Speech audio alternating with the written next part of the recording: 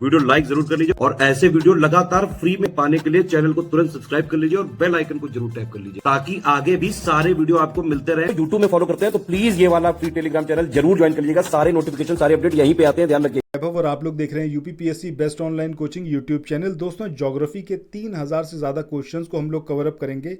Majority में ये questions वो हैं जो आपके पहले पूछे जा चुके हैं और जैसा आपको पता है कि प्रीवियस ईयर क्वेश्चंस जो हैं वो बहुत ज़्यादा इंपॉर्टेंस रखते हैं, क्योंकि बहुत टाइम्स ऐसा होता है कि यहीं से डेटा जो है मैनिपुलेट होके नए क्वेश्चंस बनाए जाते हैं। सो अगर ये आपको क्लियर है, ये आपको याद है, तो आप समझिए कि आपकी तैयारी 50% तो ऑलरेडी हो गई है। सो आइए शुरू करते हैं आज के अपने इस नेक्स्ट सेक्शन को। जैसा मैंने आपसे पहले भी बोला है, अब हर एक वीडियो में हम लोग एंकर पॉइंट्स बनाते हुए चलेंगे ताकि हर एक क्वेश्चन के साथ में वो पर्टिकुलर चीज़ आपको हमेशा के लिए याद रहे। सो अगर आपने अभी तक चैनल को ज्वाइन नहीं करा है तो चैनल को ज्वाइन ज़रूर करिए और नोटिफिकेशन बेल के आइकन को प्रेस ज़रूर करिए ताकि अपकमिंग जो वीडियोज़ रहें उसके नोटिफिकेशन आपको मिलते रहें। चलिए शुरू करते हैं। आज का अपना पहला जो क्वेश्चन है, इसमें पूछा गया है बहार एक प्रसिद्ध प्रजाति है। अगर आपने कल का वीडियो नहीं देखा है तो कल के वीडियो में मैंने आपको एक चीज़ बताई थी कि बहार, जब हम बात करें भाई मटर खा लो, आप मूंगफली खा लो या आप चना खा लो, आपको वो मज़ा नहीं आएगा। लेकिन अगर आपको अरहर की दाल ऐसी मिले खाने को एकदम तड़का लगा के बढ़िया सी, तो आपका दिल जो है वो गार्डन गार्डन होगा, मतलब चारों तरफ आपको एकदम बहार सी मतलब नज़र आने लगेगी। इतनी बेहतरीन होती है और जैसा आपको पता है दालों में सबसे बढ़िया दाल जो होती है वो अरहर की दाल ही होती है। सो यहाँ पर हमारा जो आंसर आएगा वो क्या आएगा? ऑप्शन सी, यानी कि अरहर।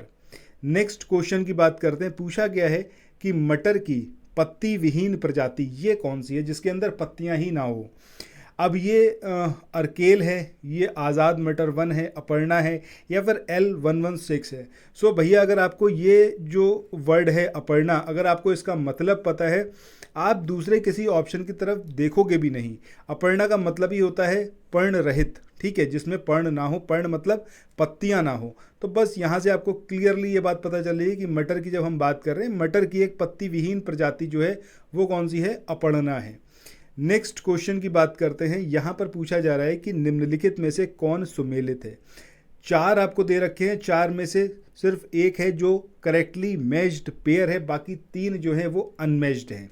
जो अनमैच्ड हैं वो आपको कमेंट सेक्शन में बताने हैं, बाकी जो मैच है वो मैं बता रहा हूँ आपको। यहाँ पर ऑप्शन ए की जब हम बात कर रहे हैं कि ये इरी रेशम, ये जो है आपका असम से एसोसिएट होगा। बाकी ये 3 जो यहाँ पर आपको युग्म दे रखे हैं, कमेंट सेक्शन में आप लोग बताना कि मूंगा रेशम, शहतूत रेशम और ये टसर रेशम, इनके जो पर्टिकुलर स्टेट होंगे वो कौन कौन से होंगे, ये कमेंट सेक्शन में आप लोगों को बताना है। इसके बाद मूव ऑन करते हैं अगले क्वेश्चन पे। यहाँ पर आपसे पूछा गया है कि मूंगा रेशम की एक ऐसी किस्म है जो पूरे विश्व में केवल भारत में मिलती है।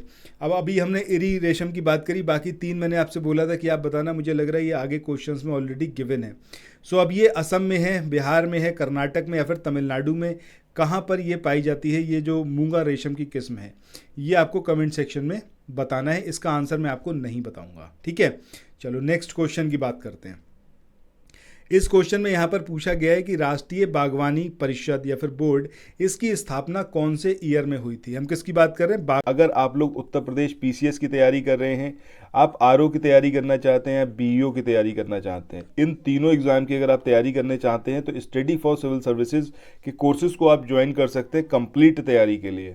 ये वन स्टॉप डेस्टिनेशन है। यहाँ पर आपको सब कुछ मिलेगा, जिसमें स्टडी मटेरियल रहेगा, टेस्ट सीरीज रहेंगी, पेड क्विज रहेंगी, सब कुछ आपको एक ही जगह पर मिलेगा और ये सब कुछ सफिशिएंट होगा आपके एग्जाम को क्रैक करने के लिए, एग्जाम को निकालने के लिए। लेटेस्ट ग्रुप स्टार्ट हो चुके हैं और उन ग्रुप में आपको एडमिशन लेने के लिए सिंपली जो ये नंबर मैं आपकी स्क्रीन पर लिख रहा हूँ, इन नंबर्स पर आप कॉल कर सकते हैं। 8564880530, इस नंबर पर आप संपर्क कर सकते हैं। इसके अलावा 9696066089 इस नंबर पर कांटेक्ट कर सकते हैं, या फिर आप 7523864455 इन तीनों में से किसी भी नंबर पर कॉल करके आप हमसे संपर्क कर सकते हैं और ये लेटेस्ट ग्रुप जो है इसमें आप एडमिशन ले सकते हैं। बागवानी परिषद की बात कर रहे हैं, ईयर आपको बताना है, एस्टेब्लिशमेंट कौन सा होगा। अब ये आपका 1976 है, 87 है, 1984 है या फिर सन 2002। तो सही आंसर क्या आएगा हमारा? ऑप्शन सी, यानी कि 1984 इसमें राष्ट्रीय बागवानी परिषद की स्थापना की गई थी। इसके बाद अगले क्वेश्चन की बात करते हैं। यहाँ पर एक स्टेटमेंट और एक रीज़न दे रखा है। स्टेटमेंट है कि भारत चाय का एक महत्वपूर्ण निर्यातक देश है और ये बात एकदम सही है। अब रीज़न क्या है कि भारत में चाय की घरेलू खपत बहुत कम है। अब भैया ये स्टेटमेंट जैसे ही आप पढ़ोगे आपके दिमाग में खुद आएगा ऐसा तो पॉसिबल ही नहीं है। ऐसा कौन सा घर है हिंदुस्तान में जहाँ पर सुबह सुबह चाय ना पी जाती हो? बहुत रेयरली आपको ऐसे घर मिलेंगे। दैट मीन्स कि चाय की जो खपत है इंडिया में ये बहुत ज़्यादा है, ना कि बहुत कम है। तो ये रीज़न ही अपने आप में गलत है। सो आंसर हमारा क्या आएगा? Option C. नेक्स्ट क्वेश्चन की बात करते हैं। इस क्वेश्चन में यहाँ पर दे रखा है कि एक ऐसे क्षेत्र में जहाँ वार्षिक वर्षा 200 सेंटीमीटर से अधिक होती है और ढलाव जो है वो पहाड़ी स्थल है, किसकी खेती अभिष्ट या फिर आइडियल होगी? अब ये सन है, कपास है, चाय है या फिर मक्का? सो मुझे लगता है ये क्वेश्चन जैसे ही आप पढ़ोगे आपको समझ में आ जाएगा। आप जैसे ही सोचोगे चाय के बागानों के बारे में आपको समझ में आएगा कुछ ऐसे ढाल नुमा इस तरीके से यहाँ पर चाय की जो है वो खेती करी जाती है। ढाल नुमा होता है, सीडी टाइप। ठीक है, तो आंसर हमारा क्या आएगा? ऑप्शन सी यानी कि चाय। मूव ऑन करते हैं। अगले क्वेश्चन पे पूछा गया है ग्रीन गोल्ड ये किसकी किस्म है? अब भैया ये जो ग्रीन गोल्ड की जब हम बात कर रहे हैं तो मुझे लगता है कि आपको बहुत अच्छे से क्लियर हो गया होगा कि ये चाय की ही एक किस्म है। इस नाम की एक चाय भी आती है। ठीक है, इस पर्टिकुलर नाम की एक चाय आती है ग्रीन गोल्ड। तो ग्रीन गोल्ड किसकी किस्म की एक चाय होगी? ये है आप मतलब किसकी किस्म है? ये एक चाय की किस्म है। इसके बाद झूमिंग ये सर्वाधिक व्यवहारत है, यानी कि बिहेवियर में सबसे ज़्यादा ये करी जाती कहाँ पर? असम में, आंध्र प्रदेश में, नागालैंड में या फिर मध्य प्रदेश में? सो इसका जो सही आंसर आएगा वो हमारा क्या आएगा? ऑप्शन सी यानी कि नागालैंड। अब यहाँ पर जब हम झूमिंग की बात करते हैं, झूमिंग का मतलब क्या है? झूमना। अगर हम एक एंकर पॉइंट बनाने की कोशिश करें, झूमिंग का मतलब क्या है? झूमना। और जो नाग होता है वो आपका जब बीन बजाई जाती है तो उस पर एकदम झूमने लगता है। समझ रहे हैं? तो इस तरीके से इसको आप यहाँ से एसोसिएट कर सकते हो। अगर नागालैंड नहीं होगा, कोई और आपका नॉर्थ ईस्ट का स्टेट दे रखा होगा, वो हमारा यहाँ पर सही आंसर आएगा।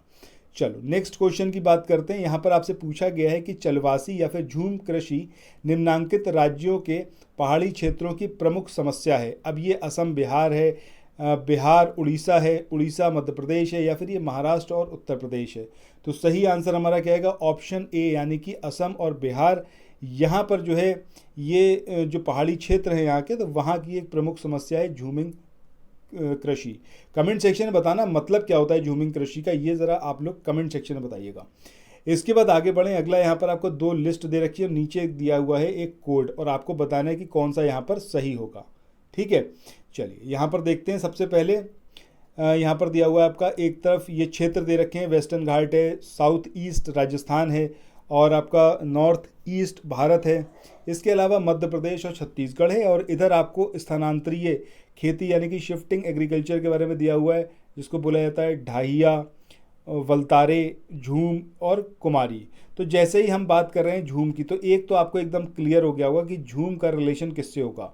ये होगा आपका उत्तर पूर्वी भारत, जो अभी मैंने बताया था कि अगर आपको नॉर्थ ईस्ट के स्टेट मिलेंगे तो आप समझ जाइएगा वहाँ पर झूमिंग खेती करी जाती है। सो ये तो हमारा यहाँ से एसोसिएट हो जाएगा। अब अगर हम वेस्टर्न घाट की बात करते हैं तो वेस्टर्न घाट में जो स्थानांतरीय कृषि करी जाती है फिर खेती होती है, उसका किस नाम से जानते हैं उसको? कुमारी।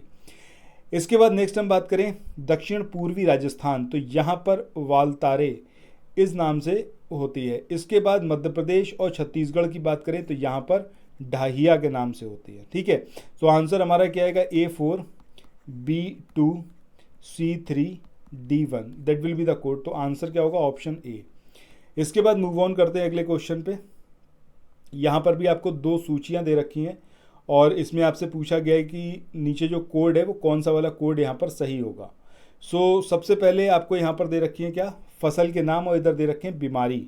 गन्ने की बात करें तो गन्ने में कौन सी बीमारी होगी? ये है आपकी रस्ट रॉट। धान की बात करें, धान में कौन सी बीमारी होती है? खैरा। ठीक है, धान में कौन सी होती है? खैरा। इसके बाद अरहर की बात करें तो अरहर की जब हम बात करें तो अरहर में कौन सी होती है? विल्ट या फिर उकटा। और आलू की बात करें तो आलू में कौन सा होता है? झुलसा रोग या फिर लेट ब्लाइट। तो सही आंसर हमारा क्या आएगा? A2 B3 C4 और D1 that will be the code. तो आंसर क्या होगा हमारा? Option B. इसके बाद मूव ऑन करते हैं नेक्स्ट क्वेश्चन पे। यहाँ पर पूछा गया है कि भारत में जूट उद्योग जो है प्रमुखता केंद्रित है कहाँ पर? केरल में, उड़ीसा में, उत्तर प्रदेश में या फिर वेस्ट बंगाल में? तो मुझे लगता है ये तो आपको ऑलरेडी पता ही होगा कि इन स्टेट्स में अगर हम देखें तो एक ही जगह है, वो है आपकी वेस्ट बंगाल। ठीक है, तो सही आंसर हमारा क्या होगा? Option D. इसके बाद आगे बढ़ते हैं। अगला क्वेश्चन यहाँ पर दिया हुआ है, इसमें पूछा गया है आपसे कि जो मक्का है इसकी खेती की जाती है खरीफ के मौसम में, रबी के मौसम में, जायद के मौसम में या फिर वर्ष भर। तो सही आंसर क्या होगा? वर्ष भर। ठीक है, पूरे साल जो है मक्के की खेती करी जाती है। आप सिनेमा घर में कभी भी जाओ आपको मक्का खाने के लिए ज़रूर मिलेगा। ठीक है, जिसको आप जो होता है ना उसको भून के वो आपको देते हैं मक्का। ठीक है, पॉपकॉर्न। ठीक है, चलो इसके बाद आज के इस वाले सेशन के आखिरी क्वेश्चन की बात करते हैं। पूछा गया है निम्नलिखित में से कौन C4 पौधा है? अब ये धान का है, सोयाबीन का है, मक्का का है या फिर ये गेहूं का है? तो सही आंसर हमारा क्या आएगा? मक्का। मक्का के जो पौधे को ही क्या बोला जाता है? आपका C4 बोला जाता है। चलो इसके बाद जो है आज के इस वाले सेशन को यहीं पर एंड करते हैं। आपसे फिर मिलते हैं नेक्स्ट वीडियो में। टिल देन चैनल को अगर आपने नहीं सब्सक्राइब करा है सब्सक्राइब ज़रूर करिए, और प्रीवियस जो वीडियोज़ है प्लेलिस्ट में जाइए, उनको ज़रूर देखिए। ठीक है, चलिए, thank you so much, have a nice day, bye bye.